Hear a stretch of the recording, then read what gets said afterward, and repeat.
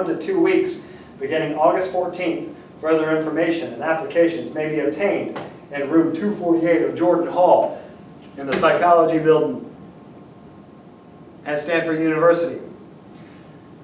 So, in the basement, they divide them up, 12 guards, 12 prisoners, and it gets intense. It gets intense really, really fast. People fall into the roles of prison guard or prisoner, and yeah, it didn't go too well.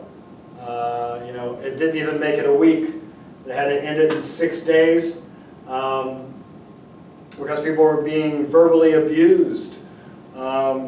People were taking their power to the extreme. It went a little bit farther than verbal abuse at some points. There's a video I have here. There's obviously a preview for the movie if you want to watch it.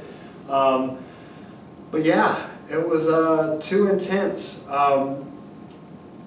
The military funded this for Philip Zimbardo, and it was pretty much to see why there was this dynamic, this dichotomy between prisoners and prison guards in a military sense.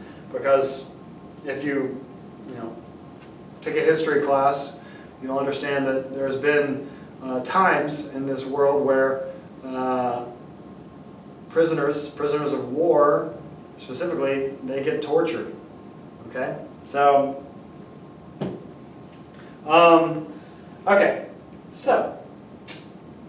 that's the Stanford prison experiment. Then we have cognitive dissonance, which is the thing that probably I'm going to mention more often than anything else in this entire class. Cognitive dissonance is a very interesting thing. It's basically lying to yourself in some way to make yourself feel good inside, okay? Or balanced inside. So let's check it out. The term cognitive dissonance is used to describe the feelings of discomfort that result from holding two conflicting beliefs. When there is a discrepancy between beliefs and behaviors, so the way you think, okay, and the way you act, when there's a difference between those two things, something must change in order to eliminate or reduce the dissonance, which is the incontinuity within yourself. You could say, here's an example. I'm a good guy, okay? But I cheated on my girlfriend last week. I don't have a girlfriend, I'm married. That's just an example. So my actions and my thoughts really don't match up, right? And that could cause some turmoil within me, so some inner stressors happening.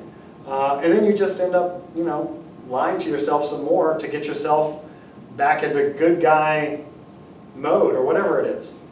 So psychologist Leon Festinger proposed a theory of cognitive dissonance centered around how people try to reach internal consistency. He suggested that people have an inner need to ensure that their beliefs and behaviors are consistent. Inconsistent or conflicting beliefs leads to disharmony, which people strive to avoid. We commonly tell ourselves lies to make our experience more pleasant. So here's an example. I'm going to read it from the board up here. Imagine that you prepared at great length for a dinner party at your home. You constructed the guest list, sent out the invitations, you prepared the menu. Nothing was too much effort for your party. You went to the store, prepared the ingredients, cooked for hours, all in anticipation of how pleasant the conversation and people would be. Except it wasn't. The guests arrived late. The conversations were forced. The food was slightly overcooked by the time your guests arrived.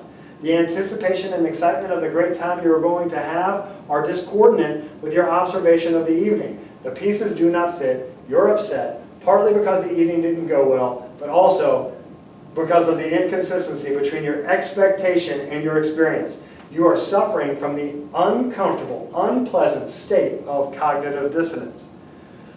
Another great example is going to a movie and being so pumped up to see it, and it just stinks.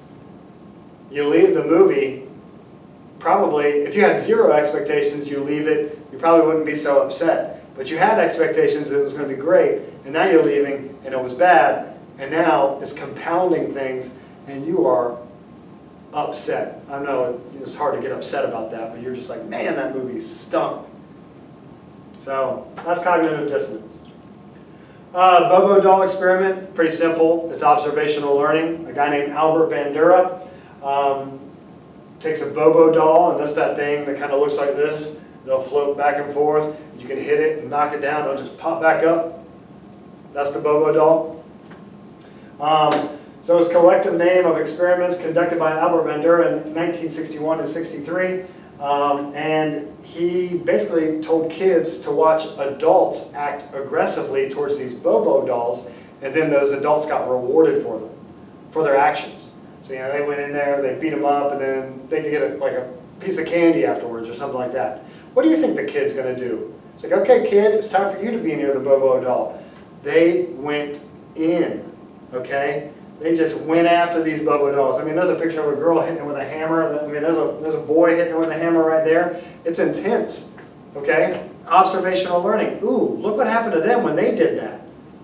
Okay, I'll do that too, specifically if you get rewarded, And this is a phenomenon that, it's a learning phenomenon. I don't necessarily have to go through these things. I can watch somebody else do it. Say, you grow up and your friend gets a DUI, okay?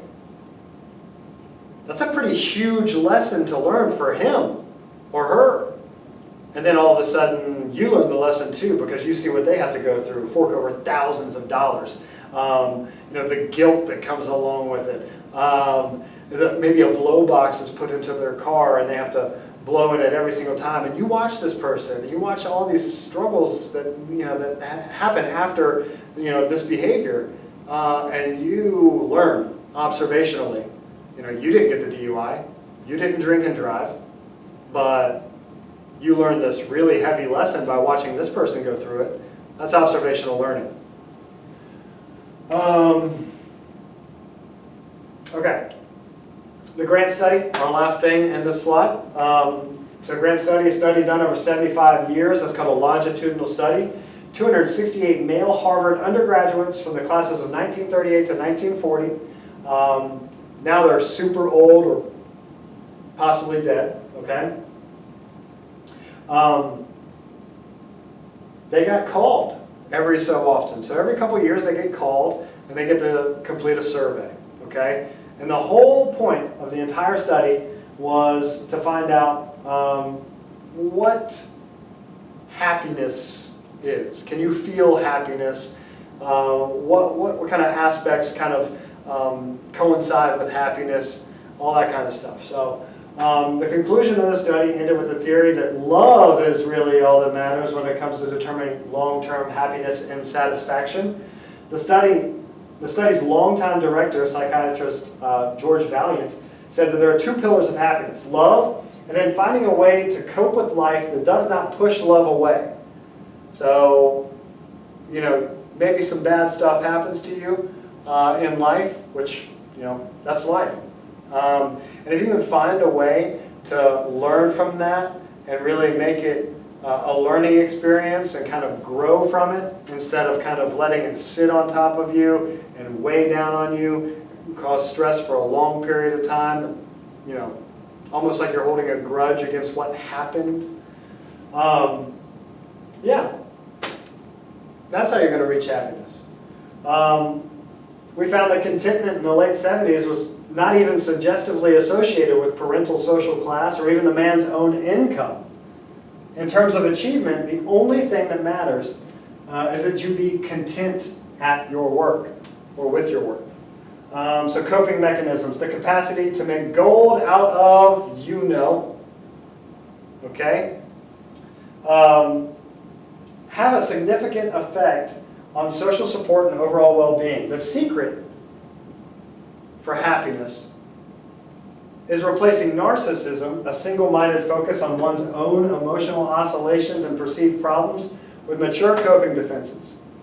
All right? Mature coping defenses. Being able to handle that stressor that comes in on your life maturely. So, all right, that's pretty much it, you know. Thanks.